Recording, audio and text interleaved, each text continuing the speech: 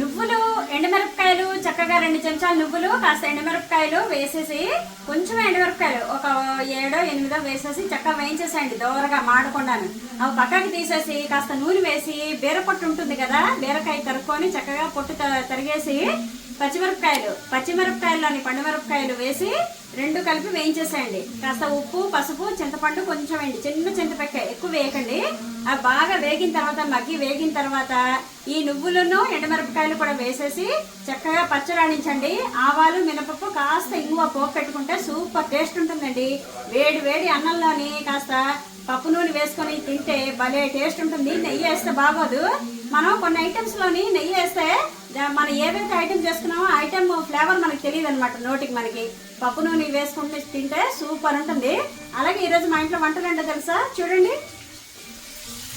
చుక్కకూర పప్పు కమ్మని నేతిపోపు పెట్టి బీరకాయ కూర చూసారా. ఇక్కడ బీరపొట్టు ఇలా తరిగేసి చక్కగాను ఇలా వేయిస్తున్నాను అనమాట. ఇగో ఇక్కడ చూడండి, నువ్వులను ఎండుమిరపకాయలు వేయించి పెట్టాను.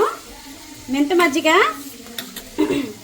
నా కోసం మా వారి కోసం రాగి జావా, చల్లని మేగడ పెరుగు, వేడి వేడి అన్నం. ఇదండి మీరు అడిగిన రెసిపీస్ అన్నీ కూడాను ప్రతిదీ నేను లాంగ్ వీడియోస్ షార్ట్ వీడియోస్ పెడుతున్నాను. బహుశా నా వెజ్ వీడియోస్ ఎవరికి కొంత నచ్చట్లేదులా ఉంది. చాలా మంది లాంగ్ వీడియోస్ చూడట్లేదు. నేను మరీ ప్రతి వీడియోలో కూడా నేను చెప్తున్నాను, ఛానల్లోకి వెళ్ళి చూడండి. అలాగే మీరు అడిగినవన్నీ కూడా ఉన్నాయి, వెతికితే కూడా అన్నీ దొరుకుతాయి మీకు షార్ట్స్లోని లాంగ్ వీడియోస్లోని. మీరు చూడండి వెళ్ళి. అలాగే మా వంటలు ఎలా ఉన్నాయో కామెంట్ చేయండి. మీరందరూ ఏం చేస్తున్నారు, పిల్లల లంచ్ బాక్స్లకు ఏం వండారు. మరి టమాటా నిలవ పచ్చడి చాలా మంది అడుగుతున్నారు. నేను కంపల్సరీ పెడతానండి. కొంచెం టైం కుదరగా పెట్టట్లేదు, ఎవరు ఏమనుకోకండి, నేను తప్పకుండా పెడతాను. అలాగే ఛానల్కి లైక్ చేయండి, షేర్ చేయండి, సబ్స్క్రైబ్ చేసుకోండి. ప్లీజ్ సపోర్ట్ చేయండి.